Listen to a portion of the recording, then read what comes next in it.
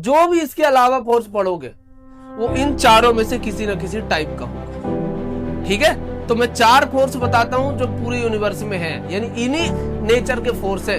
4 nature के ही force है, अलग अलग जो नेचर तुम लोग देखोगे फोर्स को, चारों के अंदर समा हो जाएंगे। तो मैं बता रहा हूं जो मैंने अभी ये देखा, अगर मैं इसको छोड़ूंगा कहां चला जाएगा? टेबल में रख के छोड़ूंगा तो नीचे क्यों नहीं जाता है? क्योंकि इस ऑब्जेक्ट पे एक नॉर्मल ऊपर की तरफ लगा, इसलिए नीचे नहीं जाता। अच्छा, इस पर अभी कितना फोर्स लग रहा होगा? mg नीचे लगेगा। इस ढक्कन पे ऊपर लगा रहा, ये सॉरी, इस पूरे के पूरे, इसको क्या बोलते हैं? ऑब्जेक्ट बोलते। समझ रहा मेरी बात?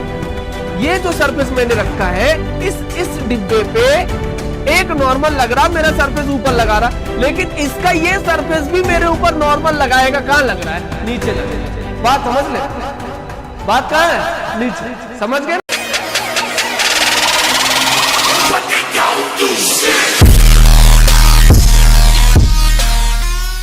आज बात करेंगे लॉज ऑफ मोशन के ऊपर। थोड़ी देख लो, लॉज ऑफ मोशन तो पढ़े होगे 9th में।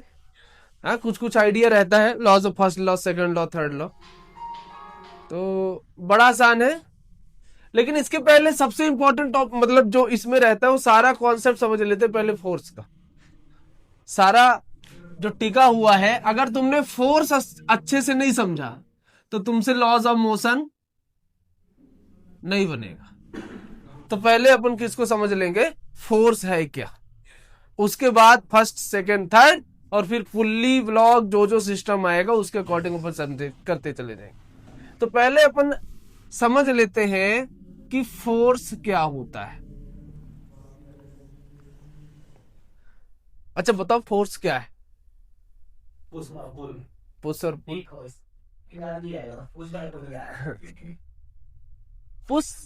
और पुल मतलब force is a nothing but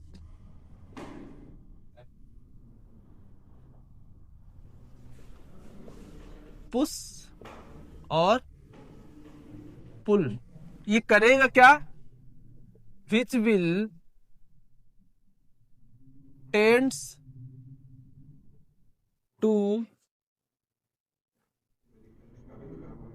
change the position of the object or change the position of the object. Change the position of the object. थोड़ी ध्यान से सुनो, फोर्स है क्या, क्योंकि फोर्स को समझना बड़ा इंपॉर्टेंट है। फोर्स क्या है? फोर्स दैट इज पुश और pull which will tends to change the position of the object और change the position of the object. Tends to change the position of the object मतलब या तो वो object की position को change करने का ट्राई करेगा, और जरूरी नहीं जितनी ट्राई करे वो सक्सेस ही मिल जाए, वो चेंज ही कर दे। मान लो मैंने एक ब्लॉक बनाया और ये 5 kg का है। कितने kg का है? 5 kg का। मैं बोल रहा हूँ इसको 10 न्यूटन चाहिए। क्या चाहिए? 10 न्यूटन का फोर्स इसको चेंज करने के लिए चाहिए, यहां से यहां खिसकाने के लिए 10 न्यूटन चाहिए। लेकिन मैं कितने न्यूटन का लगा रहा हूं? सिर्फ 5 न्यूटन का। तो तुमको पता तो है कि नहीं खिसकेगा, है ना? ये पता है कि ये इतने फोर्स लगाने से नहीं जाएगा, लेकिन इतना फोर्स ट्राई कर रहा है चेंज करने का। जरूरी नहीं चेंज कर ही दे, लेकिन पुश कर रहा है क्या करने का? कि इस ऑब्जेक्ट की पोजीशन क्या हो जाए? चेंज हो जाए। तो फोर्स क्या करता है? किसी बॉडी के ऑब्जेक्ट, जो भी ऑब्जेक्ट रहेगा हमारे पास, कोई भी बॉडी रहेगी, उसकी पोजीशन को चेंज कर देगा या चेंज करने का ट्राई करेगा। तो जरूरी नहीं जितनी बार ट्राई करे उतनी बार चेंज ही कर देगा, ऐसा नहीं है बिल्कुल। बात समझो मेरी। लेकिन ऐसा है कि अगर मान लो मैंने 10 की जगह 11 न्यूटन लगाया तो तुमको पता है बॉडी क्या कर जाएगी? मूव कर जाएगी, अपनी पोजीशन को छोड़ के आगे चली जाएगी। मतलब क्या है? इस पर जो मैंने अब फोर्स लगाया वो चेंज करने का टेंड्स कर रहा है, ट्राई तो कर रहा है, वो ट्राई में सक्सेस भी हो गया। 11 न्यूटन वाले दोनों वही वर्ड बसे। टेंड्स यानी एक ट्राई करना, टेंस का मतलब होता है चेष्टा। ऐसा नहीं बोलते तू ये बोलने की चेष्टा कर रहा है, चेष्टा हिंदी से बोलते है ना, चेष्टा उसको हिंदी से बोलते। इसका मतलब ये ट्राई कर रहा है इतना फोर्स लगाने की। अब जरूरी नहीं कि जो ट्राई करे उसमें सक्सेस मिल ही जाए, उस जरूरी नहीं है, हाँ लेकिन हो सकता है मिल जाए। जैसे मैं इस बोर्ड को धक्का दे रहा हूं बहुत, 200 न्यूटन मांग रहा, मैं 50 ही दे रहा हूं, तो 50 न्यूटन से ट्राई कर रहा हूं, टेंस कर रहा हूं इस ऑब्जेक्ट की पोजीशन को चेंज करने का, लेकिन 50 न्यूटन से हो नहीं रहा, तो मेरी जो टेंस करने की जो कैपेसिटी करता रहूंगा, लेकिन ऑब्जेक्ट की पोजीशन चेंज नहीं होगी। जैसे ही 200 न्यूटन से ज्यादा होगा, जो टेंस कर रहा था सक्सेस हो गया, ट्राई कर रहा था सक्सेस हो गया, है ना। तो फोर्स क्या है, पुश और पुल। या तो किसी ऑब्जेक्ट को तुम खींच रहे हो, जैसे कोई ऑब्जेक्ट यहां पे है, उसको इस साइड खींचे तुम, खींचने के लिए 20 न्यूटन चाहिए, तुम 10 से ही खींच रहे हो। तुम किससे खींच रहे हो, 10 से, ये आएगा नहीं। क्यों नहीं आएगा, क्योंकि 20 न्यूटन कम से कम दो इसको।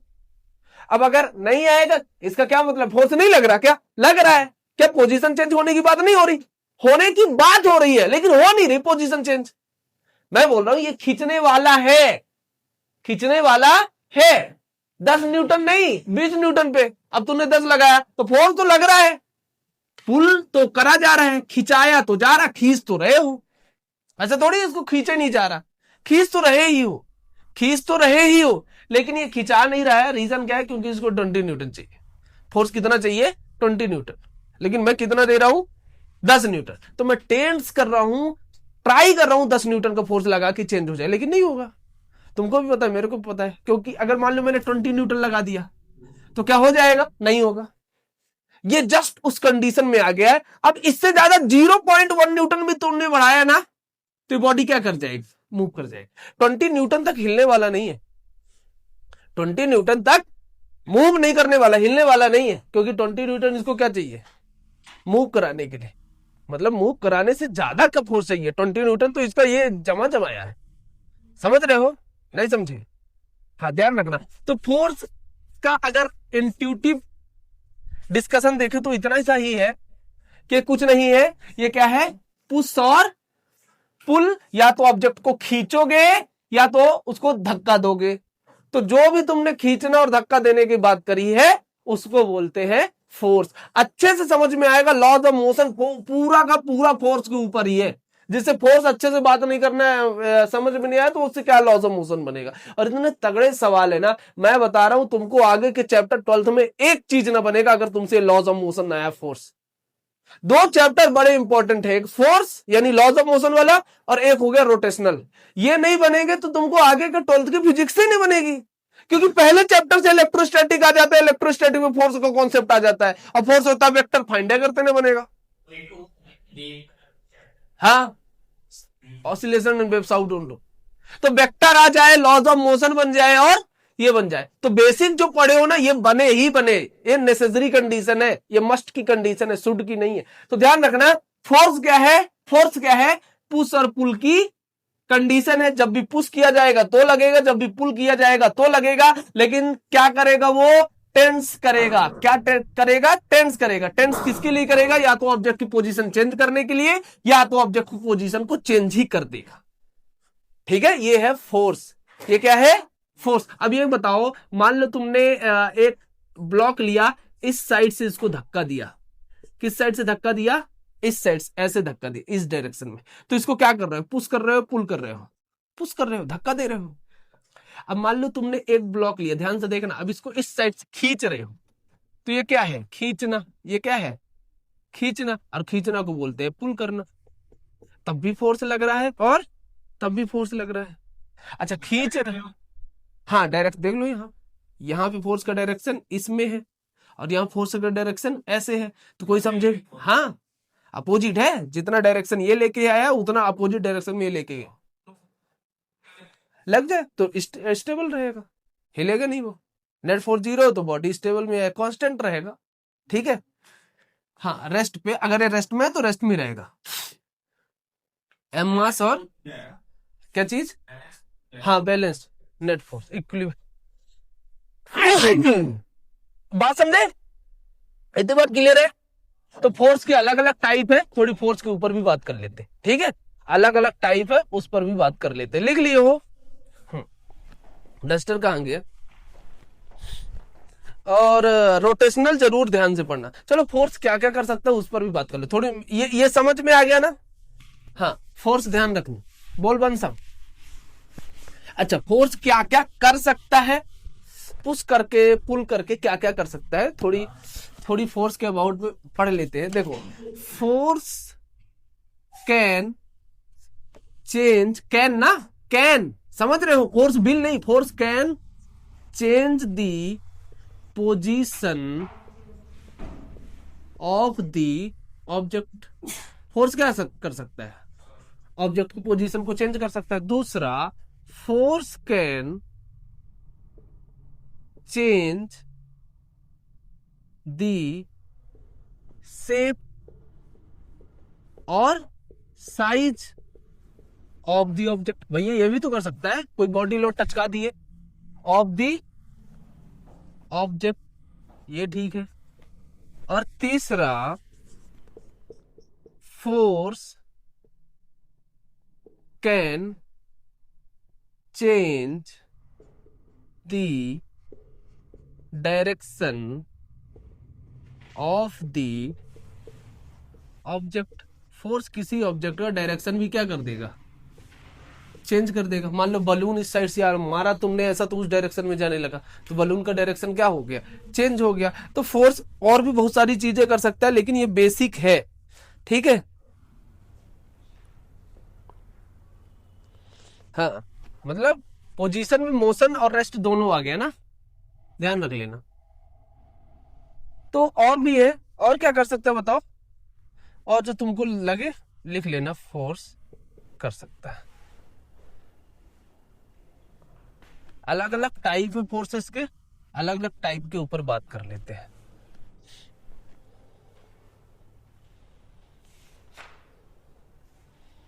जितनी जितनी टाइप की मेरे को ध्यान आ जा रहे हैं उतना बात कर लेता हूं। इसको मिटाऊं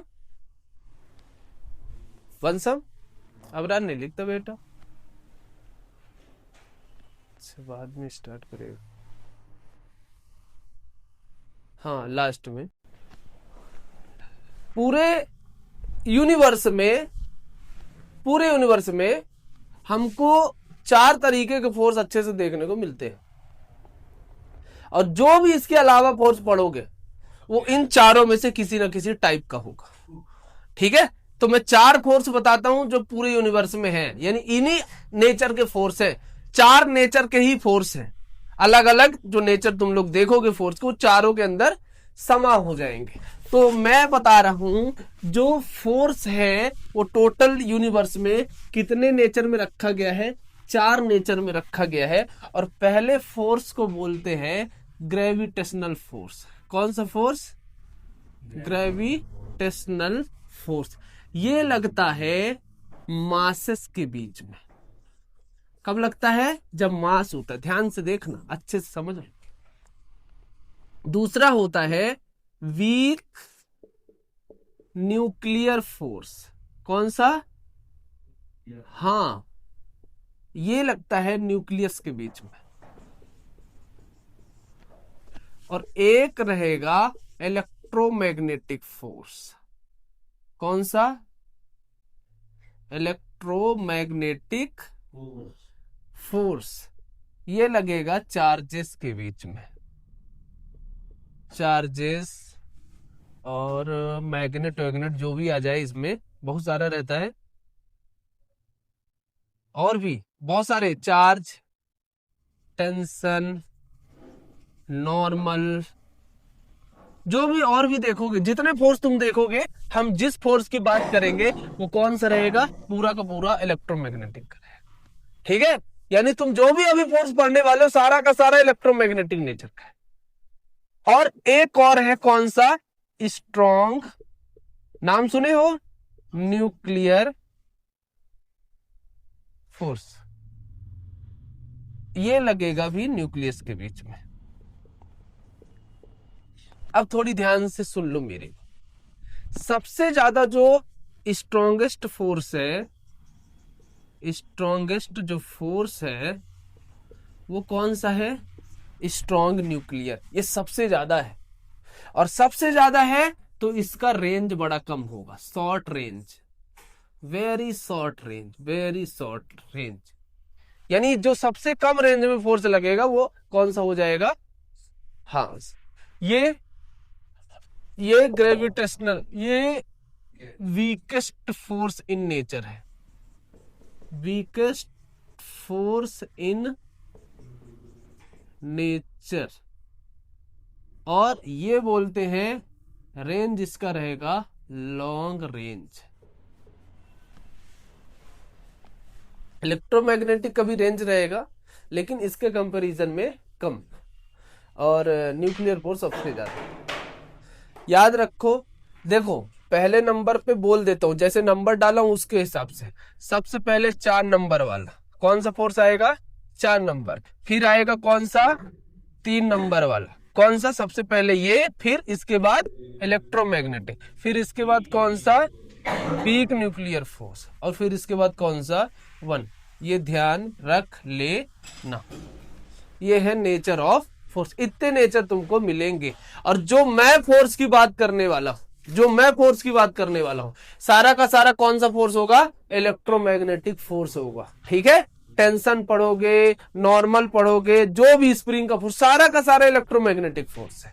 ये फोर्स नहीं पढ़ेंगे अपन, ये फोर्स नहीं पढ़ेंगे, ये तो न्यूक्लियर में आ जाएगा, ये तो अलग, इसको तो ग्रेविटेशन अलग से चैप्टर ही है। तो अभी ये वाला पूरा फोर्स टच करेंगे, चार्ज नहीं रहेगा उसमें। ठीक है, ध्यान से समझ लेना, लेकिन फिर भी फोर्स लगेगा।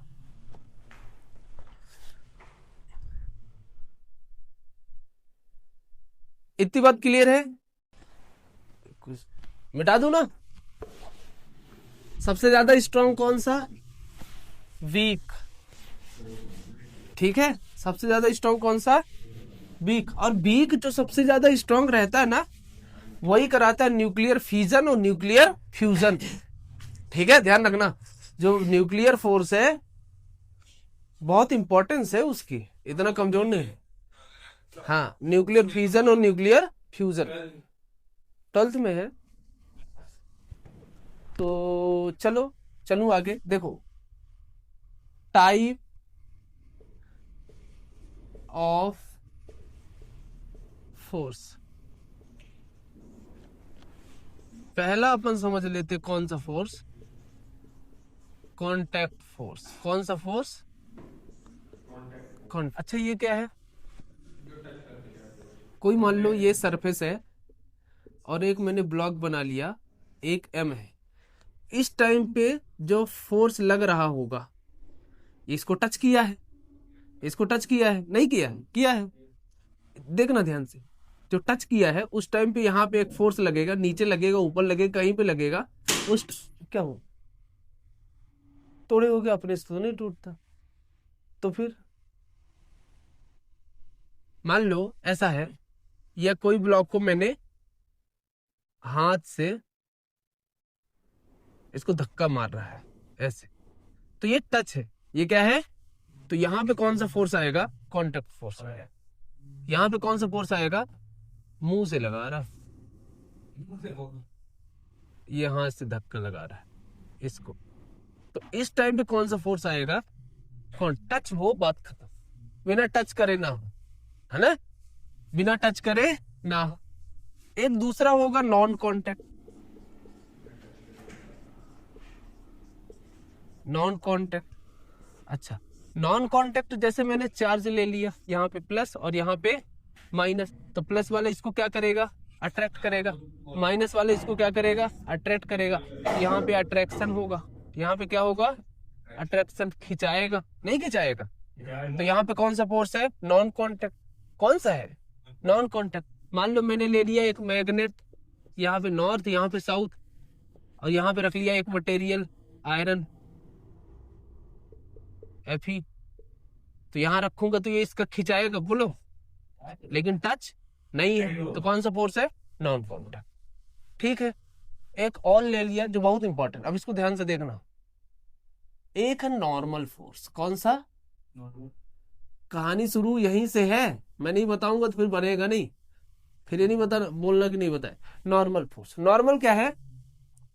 Always perpendicular to the surface, perpendicular to the ध्यान से देखना, अच्छे सुनना। ऑलवेज कैसा लगेगा? सरफेस के परपेंडिकुलर लगेगा। मान लो मैंने ले लिया, बात समझना नहीं तो नहीं बनेगा। ये मैंने एक सरफेस ले लिया, क्या ले लिया? सरफेस। तो क्या सरफेस अपने से नॉर्मल लगाएगा? नहीं। अगर नॉर्मल लगेगा तो इसकी नेसेसरी कंडीशन है कम से कम 2 बॉडी हो। कितनी बॉडी हो? 2 बॉडी हो। 2 बॉडी नहीं होगी, नॉर्मल नहीं लगेगी। सुन लो ध्यान से, नॉर्मल फोर्स मतलब नॉर्मल ही है, वो तब तक नहीं लगेगा जब तक 2 बॉडी नहीं हो। और दोनों बॉडी होने के बाद लगेगा कैसे? Always perpendicular to each other. लगेगा कैसे? परपेंडिकुलर। कैसे? मान लो मैंने एक ब्लॉक ले लिया, क्या ले लिया? ब्लॉक। ध्यान से देखना अच्छे से, इसको ले लेता हूं कार्ड, बात नहीं। यहां देखो, मैंने अभी ये देखा, अगर मैं इसको छोड़ूंगा कहां चला जाएगा? टेबल में रख के छोड़ूंगा तो नीचे क्यों नहीं जाता है? क्योंकि इस ऑब्जेक्ट पे एक नॉर्मल ऊपर की तरफ लग रहा है, इसलिए नीचे नहीं जाता। अच्छा, इस पर अभी कितना फोर्स लग रहा होगा? mg नीचे लगेगा। इस पर mg कहां लगेगा? नीचे, है ना? एक फोर्स कहां लगेगा? नीचे। और इसके जस्ट परपेंडिकुलर कौन लगेगा? नॉर्मल। अच्छा, नॉर्मल लगाएगा कौन? ये बॉटल इस पर लगाएगा या ये इस पर लगाएगा? नीचे वाला ऊपर पे लगाएगा, ऊपर वाला भी नीचे पे लगाएगा। ध्यान रख लेना, ये नहीं हमेशा अपवर्ड हो, बच्चे कंफ्यूज हो जाते हैं। मास m लिया और एक ये वाला सरफेस, ये वाला इस ब्लॉक पे ऊपर फोर्स लगाएगा, जिसको कौन सा बोलूंगा? नॉर्मल। क्या बोलूंगा? नॉर्मल। ध्यान से देख लेना, फिर नहीं बनेगा, बड़ा इंपॉर्टेंट है ये, ठीक है? अच्छे से मान लो तुमने सरफेस ऐसा ले लिया, सरफेस कैसा ले लिया? ऐसा, और ये मास, और इस पर नॉर्मल कहां आएगा? इस पर ऐसे, मतलब सरफेस जहां होगा उसके परपेंडिकुलर फोर्स होगा। सरफेस जहां होगा उसके परपेंडिकुलर फोर्स। अगर सरफेस मान ले ये है, ये, तो फोर्स ऐसे लगेगा। सरफेस ऐसा हो गया तो फोर्स ऐसा हो जाएगा। सरफेस ऐसा हो गया तो फोर्स ऐसा हो जाएगा। तो जहां सरफेस वहां नॉर्मल, जहां सरफेस वहां नॉर्मल। ध्यान रख ले, दिखेगा नहीं फोर्स, दिखेगा नहीं नॉर्मल, लेकिन रहेगा। इतनी बात क्लियर है? मान लो तुमने सरफेस को कैसे रख दिया? ऐसे, तो नॉर्मल कहां जाएगा? नॉर्मल कहां जाएगा? नॉर्मल नीचे आ जाएगा। बिना टच के force non cut, no touching.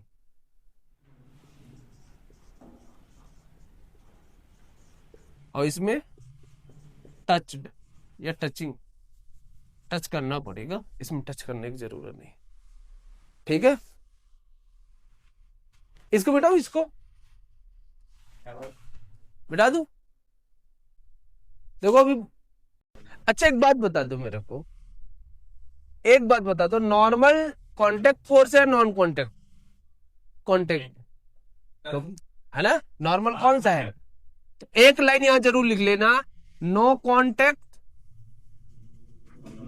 No normal, no contact no normal. बात समझे? फोर्स कब नहीं आएगा? जब कांटेक्ट नहीं रहेगा। अगर कांटेक्ट है नॉर्मल आएगा ही आएगा, बिना कांटेक्ट के नॉर्मल नहीं है। एक बात बता दो मेरे को, ये मैंने बना लिया ऐसा, ऐसा बॉडी, और किसी रीजन से मैंने ब्लॉक को ऐसे लटका के रखा है, तो कितना नॉर्मल है? ऐसे नहीं समझे, ऐसे समझ।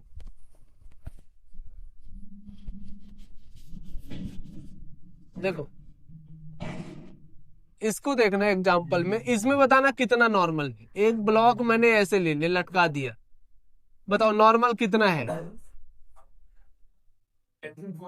नॉर्मल 0 है। इस ब्लॉक पे नॉर्मल क्या है? 0, क्योंकि ब्लॉक का कांटेक्ट नहीं है, ठीक है? हाँ रहेगा, अपन उसको नेग्लिजिबल करते हैं। हाँ, जितना इस साइड इतना ये। लेकिन अपन ये वायर को अभी जो मैंने लटकाया उसका मास उस कुछ मानते नहीं है, ध्यान रखना। तो नॉर्मल अभी नहीं आएगा क्योंकि कांटेक्ट ही नहीं है, ध्यान रख लेना। नॉर्मल नहीं आएगा क्योंकि कांटेक्ट नहीं है, ठीक है? अब कौन सा नंबर है? 4th number. एक फोर्स आता है, हाँ बोलो। हाँ टेंशन आएगा, लेकिन अभी टेंशन बताया नहीं हूं ना मैं, टेंशन आएगा, ठीक है? लेकिन कांटेक्ट नहीं है। एक बात बता रहा हूं मेरे को, एक होता है फ्रिक्शनल फोर्स। कौन सा? Frictional force. ध्यान रखना, इसका मतलब है frictional force opposes the relative motion. Friction किसको अपोज करेगा? रिलेटिव मोशन को अपोज करेगा। मतलब अगर मान लो एक ऑब्जेक्ट ये रखा है, बात नहीं, अगर एक ऑब्जेक्ट यहां रखा कितने मास का, m, इसको मैं फोर्स लगा के इस साइड, इसको अप्लाइड फोर्स बोलते हैं। कौन सा फोर्स बोलते हैं? Applied force. अप्लाइड है ना जो एक्सटर्नल फोर्स होता है, अप्लाइड का मतलब एक्सटर्नल फोर्स।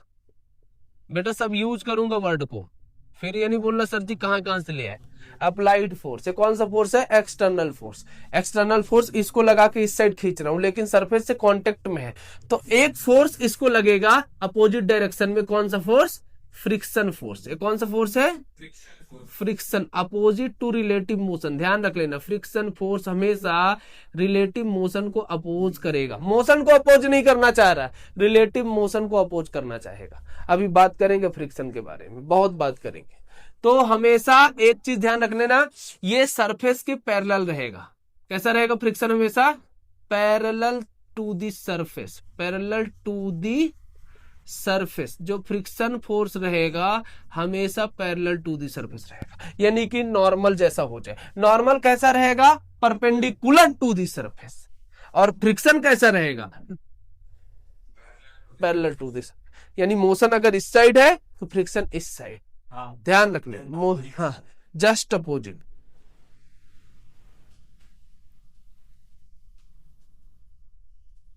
ठीक, उसको मिटाऊं?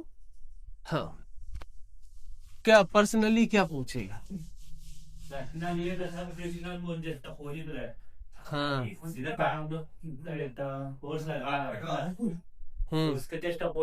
Just opposite. ध्यान। अच्छा ये बताओ, ये कांटेक्ट है कि नहीं है? कांटेक्ट फोर्स है कि नहीं? कांटेक्ट, तो इसमें भी लिख लेना no contact no friction force. No contact no friction force. ध्यान रख लेना, no contact no friction force.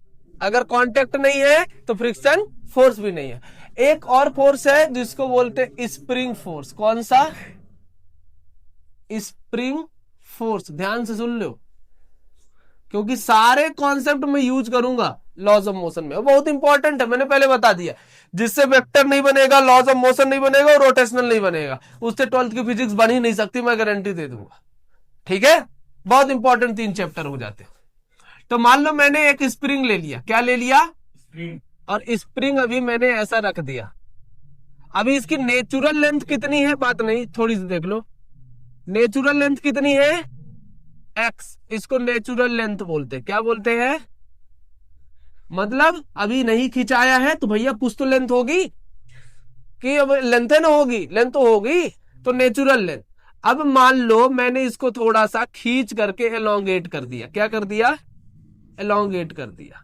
ये एलोंगेशन का केस है। तो पहले लेंथ कितनी थी बताओ? एक्स। अब ये क्या हो गई? थोड़ा सा बढ़ गई, तो टोटल लेंथ कितनी हो गई? X plus L. ये टोटल लेंथ आ गई। क्या आ गई? टोटल, हाँ, स्ट्रेच्ड लेंथ एल है, लेकिन टोटल लेंथ कितनी है? X plus L. ये है स्ट्रेच्ड लेंथ, और इसको बोलते हैं एलोंगेशन। क्या बोलते हैं? एलोंगेशन। सर जी ये तो ठीक है, ये बताओ जब स्प्रिंग फोर्स को खींचे होगे इस साइड फोर्स लगा के या इस साइड फोर्स लगा के, तब तो खिंचाया है ना, तो ये कौन सा फोर्स है बताओ? अप्लाइड फोर्स है। ये कौन सा है? अप्लाइड। यानी तुमने फोर्स लगा के इसको इस साइड खींचा। ध्यान से देखते जाना, फिर ये नहीं बोलना नहीं बने। ये है अप्लाइड फोर्स। ये कौन सा फोर्स है? अप्लाइड। यानी ऐसा फोर्स लगा के तुमने खींचा। तो स्प्रिंग ऐसा अगर तुमने लगाया तो स्प्रिंग कहां लगाएगा? इनसाइड। बोलो, तो ये है स्प्रिंग फोर्स, एफ एस। तो जिस साइड तुम फोर्स लगाओगे उसके अपोजिट डायरेक्शन में कौन लगाएगा? Spring force. जिस साइड तुम फोर्स लगाओगे उसके अपोजिट डायरेक्शन में कौन लगाएगा? Spring force. तो ये है स्प्रिंग फोर्स। एफ एस कौन सा फोर्स है? स्प्रिंग। ध्यान से सुन, स्मॉल एफ एस फ्रिक्शन था, और ये कैपिटल एफ, हाँ, जिस साइड स्ट्रेच करोगे तो ये, कंप्रेस करोगे तो उसके अपोजिट। तो अभी मैंने कौन सा बताया? एलोंगेशन का। एक देखो कंप्रेशन का। तो मान लो तुमने स्प्रिंग है, स्प्रिंग को इस साइड धक्का मारा, तो इस साइड धक्का मारेगा तो क्या हो जाएगा, लेंथ इतनी थी है ना, और ये थोड़ा सा क्या हो जाएगा, अंदर हो जाए कम, तो ये हो जाएगा अप्लाइड फोर्स। ये कौन सा फोर्स है, अप्लाइड फोर्स। जब तक अप्लाइड नहीं आएगा तब तक, तो अब स्प्रिंग किस साइड जाना चाहेगा, अपोजिट में। बोलो, दबाओगे ऐसे तो स्प्रिंग इस साइड पुश करेगा तुमको, है ना। तो ये है स्प्रिंग का फोर्स। ये कंप्रेशन का केस है। किसका केस है, कंप्रेशन का, और ये एलोंगेशन का। तो इतने सारे हैं, अभी और बात कर लेते हैं। मिटाओ इसको, इसको तो मिटा दूं, इसको। हाँ,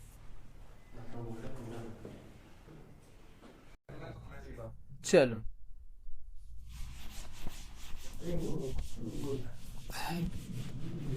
ये पूरा फोर्स के ऊपर डिस्कशन है।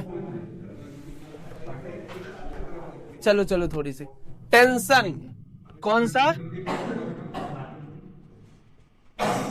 टेंशन, टेंशन फोर्स, ये दिमाग का टेंशन। चल यहां देखो, टेंशन लगेगा या तो स्ट्रिंग में, किस में, या वायर में। स्ट्रिंग, स्ट्रिंग कौन सा,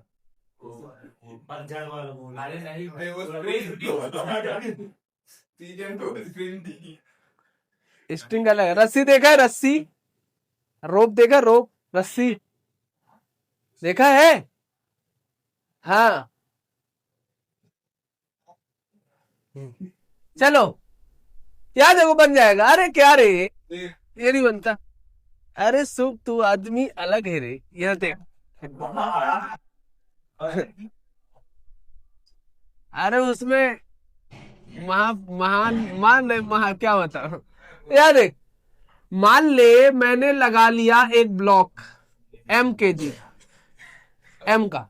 याद रखना हमेशा, जहां कांटेक्ट होगा, क्या होगा, जहां कांटेक्ट पॉइंट से ऊपर की ओर, या अगर कांटेक्ट यहां है तो नीचे की ओर, जहां कांटेक्ट होगा वहीं पे तुमको दिख जाएगा कौन सा फोर्स, टेंशन फोर्स। अच्छे से समझ लेना, नहीं बनता ये बच्चों से, सारे फोर्स बन जाते हैं, टेंशन निकालने नहीं आता।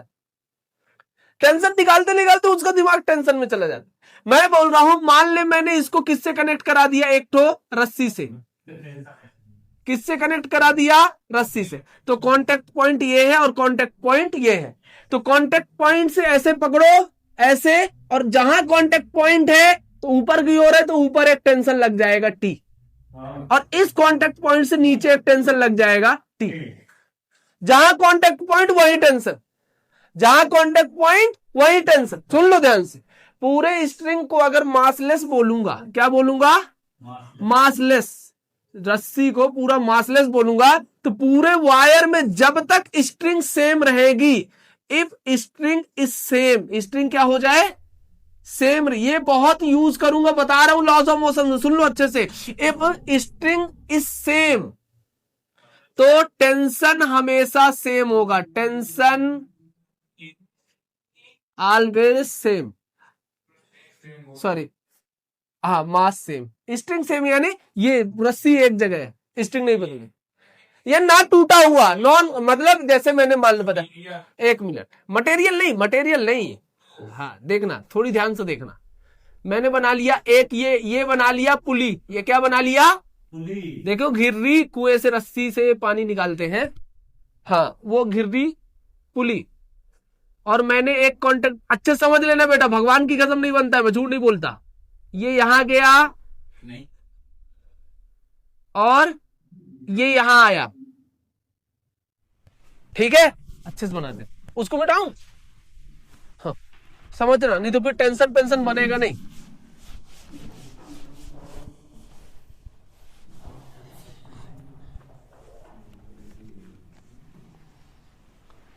और मैंने बना लिया एक पुली, क्या बना लिया, और यहां पे बना लिया, और ये सेम स्ट्रिंग है, रस्सी घूम के आई है, कैसे आई है, रस्सी घूम के आई है, और यहां पे एक अलग स्ट्रिंग से इसको क्या कर दिया, लटका दिया, एम। ध्यान से देखना, एक रस्सी क्या है यहाँ पे, अलग रस्सी है, अलग स्ट्रिंग है, और यहाँ पे अलग स्ट्रिंग है। तो यहाँ पे टेंशन अगर कांटेक्ट पॉइंट है तो यहाँ पे कितना आएगा, टी। यहाँ पे भी कितना, कांटेक्ट पॉइंट से नीचे टी। तो पूरे रस्सी में टेंशन कितना है, टी। तो यहाँ पे भी कोई टेंशन आएगा जिसको T1 बोलूंगा और जिसको क्या बोलूंगा, T2। हो सकता है T1 2T सेम हो जाए, लेकिन जब तक रस्सी सेम रहेगी तो टेंशन भी क्या रहेगा, सेम। लेकिन अगर टेंशन सेम नहीं, अच्छा यहाँ क्या है, यहाँ क्या है, टेंशन। तो यहां जितना टेंशन T1 और यहां पे भी क्या हो जाएगा, सेम टेंशन, T' बोल देता हूं। बात समझ ले, रस्सी बदलेगी तो टेंशन बदलता है, रस्सी नहीं बदलेगी तो टेंशन नहीं बदलेगा। ध्यान से सुन लेना मासलेस केस में। हाँ हाँ, नहीं नहीं, रस्सी चाहे जिस मटेरियल को तो सेम मटेरियल है। हाँ हो सकती है, हाँ ठीक है, बिल्कुल सही है। देखो देखो, रस्सी बदलने का मतलब है, एक रस्सी ये लगाया, ये भी दोनों सेम मटेरियल का है। नहीं, मास अब ये वाले मास पे, हाँ ये वाले मास पे डिपेंड करेगी, बिल्कुल करेगी ये वाले मास पे। नहीं, ये नहीं बोलना चाह रहा हूं मैं, ये बोलना चाह रहा हूं, ध्यान से सुनना। ये बोल रहा हूं, पहली स्ट्रिंग मैंने यहां पे लटकाई काट के, मान लो एक रस्सी मैंने ले ली, ये पूरा, या ऐसे घुमा के ले ली, बात समझ मेरी। इसको तोड़ा कहीं से नहीं तोड़ा, तो जितना टेंशन यहां आएगा सारा टेंशन पूरे रस्सी में सेम टेंशन जाएगा। हाँ नॉर्मल केस में, ठीक है। जैसे मान लो मैंने 5-6 पुली ले लिए, कितने पुली, 1 2 3 4, 3 ले लिए। यहां से लटकाया ऐसे, फिर यहां से, हाँ ऐसे ऐसे ऐसे, पुली में अलग अलग टेंशन आ जाएगा, वो ठीक है, लेकिन पूरे स्ट्रिंग में टेंशन क्या रहेगी, सेम रहे। स्ट्रिंग जब तक नहीं बदलता, मतलब अगर तुमने यहां से काट दिया, अब नया रस्सी लगा दिया, तो यहां से टेंशन बदल जाएगा। यानी जब तक रस्सी सेम रहेगी, जब तक रस्सी सेम रहेगी, टूटेगी नहीं कहीं से, तो पूरे टेंशन सेम रहे। क्या हो गया,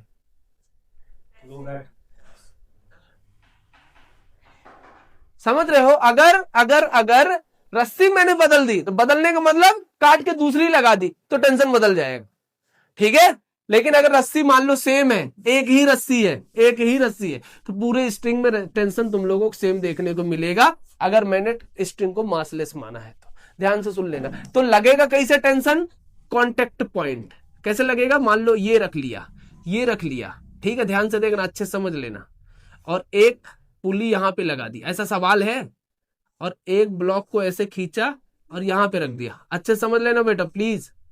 और इसको एक को मैंने यहां पे झुला दिया, क्या कर दिया, झुला दिया, मास mm है, तो एक कांटेक्ट पॉइंट से कहां लगेगा, टेंशन ऊपर। अच्छा रस्सी सेम है कि नहीं है, तो टेंशन भी क्या हो जाएगा, सेम। ये मासलेस स्ट्रिंग है, कौन सा है, मासलेस स्ट्रिंग अभी मासलेस है, तो यहां पे कांटेक्ट पॉइंट होगा, बोलो, तो टेंशन कहां आएगा, नीचे। यहां कांटेक्ट पॉइंट टेंशन, यहां कांटेक्ट पॉइंट, यहां टेंशन, यहां, तो सारे में टेंशन क्या लगेगा, टीटी टीटी टीटी टीटी। समझ रहे हो। अगर रस्सी मैंने यहां से कट कर दिया होता, अलग रस्सी लगाई होती, वहां टेंशन बदल जाता, लेकिन जब तक रस्सी नहीं बदलेगी, हाँ तब तक टेंशन सेम रहे, ठीक है। मासलेस वाले में ध्यान रखना, इस केस को रखोगे। हाँ क्वेश्चन पूछो। हाँ तो दोनों अलग अलग है, रबड़ में अलग टेंशन, रस्सी में अलग टेंशन, हाँ ठीक है। चले मिटाओ। ये टेंशन था। एक होता है एयर फ्रिक्शन, एयर ड्रैग जिसको बोलते हैं, 7 नंबर एयर ड्रैग, और इसी को बोल देते हैं एयर फ्रिक्शन। ये भी कांटेक्ट फोर्स है, कैसा फोर्स है, कांटेक्ट, और जो टेंशन है वो भी कांटेक्ट। तो जैसे एयर फ्रिक्शन का बता है, a force opposes by the air. जो मान लो कोई पैरासूट है और प्लेन से कहीं जंप किया तो नीचे आएगा तो धीरे धीरे उसकी वेलोसिटी कम होती है ड्यू टू एयर, है ना? समझ रहे हो? लेकिन वो फिर धीरे क्यों होता है भैया? पैरासूट में एयर ही तो लगता है, एयर फ्रिक्शन ही तो लगता है। वो नीचे आ रहा तो एयर कहाँ जा रहा है? अपवर्ड लगाएगा। मान लो कोई पैरासूट खोल के आ रहा है, जो भी लगा के आया है, तो जब वो आ रहा है भाई, तो वो क्या लगा रहा है? मान लो ये नीचे आ रहा है तो एयर फ्रिक्शन इस पर कहाँ हिट करेगा? ऊपर। एफ नीचे है तो एयर फ्रिक्शन कहाँ हो जाएगा? एफ एयर हो जाएगा अपवर्ड। तो ये धीरे धीरे धीरे धीरे धीरे धीरे डिसेंट हो जाएगा। क्या हो जाएगा? डिसेंट। डिसेंट का मतलब धीरे धीरे वेलोसिटी क्या हो गई? कम हो गई। वेलोसिटी हो गई कम, का मतलब डिक्रीज कर गई। वो किसके रीजन से होता है? एयर। और ये भी कांटेक्ट नेचर का फोर्स है। हवा भैया पार्टिकल टच करके जाते हैं, ठीक है, ध्यान रखना। तो ये इतने सारे टाइप ऑफ फोर्स है। एक और बहुत इंपॉर्टेंट, बहुत ये लास्ट हो सकता है, जिसको बोलेंगे ग्रेविटेशनल फोर्स। कौन सा? Gravitational force. और ये हमेशा कैसे लगेगा? Always downward. कैसे लगेगा? Always downward. मैंने नॉर्मल बताया, सब सारे फोर्स जितने मेरे को ध्यान जहां जहां से है सारा बता दिया। याद रखना ये नॉन कांटेक्ट। ये कैसा है? जरूरी नहीं कांटेक्ट हो तभी लगेगा, कांटेक्ट है तब भी लगेगा, नॉन कांटेक्ट है तब भी लगेगा, ठीक है? मान लो कोई ऑब्जेक्ट ऐसे हवा में है तो वो भी नीचे का क्या लगाएगा? एम एक पार्टिकल है और इस पर एक नीचे की डायरेक्शन में फोर्स लगेगा, डाउनवर्ड हमेशा लगेगा। कौन सा फोर्स लगेगा? F equal to M G. इसी को अपन बोलते हैं क्या? W। क्या बोलते हैं? W, weight. इसी को अपन क्या बोलते हैं? वेट। वेट। ध्यान रखना, ये सरफेस ऐसा है तो ये ऐसा लगा है। मान लो तुमने सरफेस को ऐसा रख दिया, इंक्लाइंड बना दिया। क्या बना दिया? इंक्लाइंड, कोई थीटा एंगल से। तो यहाँ पे तुमने मास रख दिया तो भैया मास लगेगा नीचे, mg। ऐसे नहीं टेढ़ा चला जाए, मास कहाँ लगेगा? mg। ऑलवेज डाउनवर्ड लगेगा, ठीक है? हमेशा कहाँ लगेगा? डाउनवर्ड लगेगा। नॉर्मल ऐसे लगेगा, परपेंडिकुलर ना ना ना, इसके नहीं जाएगा mg। हाँ तो ये नॉर्मल कहाँ जाएगा? अभी बताता हूँ इसका बना के। नॉर्मल इसका सरफेस के परपेंडिकुलर, सरफेस के परपेंडिकुलर ये होगा। हाँ, नॉर्मल हमेशा कहाँ रहे? ना ना ना, mg के परपेंडिकुलर हमेशा नॉर्मल नहीं होता है। नॉर्मल हमेशा सरफेस के परपेंडिकुलर है। हाँ, mg का एक, हाँ वो इसको नॉर्मल को बैलेंस करेगा। इसको मिटाऊं? इसको मिटा दूं? हाँ, देखना थोड़ी ध्यान से, इसको देखना जो मैं बताने वाला हूं, क्योंकि ये बहुत इंपॉर्टेंट है। मान लो ये है मास m, तो भैया यहां पे आएगा कांटेक्ट। क्या आएगा? क्या आएगा? ध्यान से समझना, फिर ये नहीं बोलना नहीं बना। यहां पे क्या आएगा? कांटेक्ट। अगर कांटेक्ट आया तो मैंने बोला कौन लगेगा? नॉर्मल। तो अगर अगर अच्छे से ध्यान से देखना, इस mg पे एक कौन सा लग गया? m पे एक mg फोर्स नीचे, कौन सा फोर्स है? Gravitational force. कौन सा फोर्स है? Gravitational force. अब इसको बैलेंस करने के लिए ये सरफेस, ये वाला सरफेस, इसका देखो, सुन लो ध्यान से, ये जो मैंने लिया है, अब मेरे पास दो सरफेस हो गए, एक हाथ का सरफेस हो गया और एक इस कागज का सरफेस हो गया। दो सरफेस है, तो जो नॉर्मल लगाएगा ये वाला सरफेस लगाएगा, नीचे वाला सरफेस कहां लगाएगा? ऊपर। नीचे वाला सरफेस कहां लगाएगा? ऊपर। ये नॉर्मल लगाएगा। तो नॉर्मल बैलेंस किसको कर गया? mg को। नॉर्मल बैलेंस किसको कर गया? mg को। अब ध्यान से देखना, अच्छे से ध्यान से देखना। मान लो सिर्फ सरफेस है, मैंने अभी ग्रेविटी की बात नहीं करी है। किसकी बात नहीं करी है? ग्रेविटी की बात नहीं करी है, बिल्कुल ग्रेविटी की बात नहीं करी है। m तो भैया इसके दो सरफेस, इसके कितने सरफेस? दो।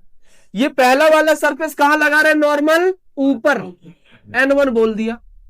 और ये वाला सरफेस कहां नॉर्मल लगा रहा है? नीचे, n2 बोल दिया।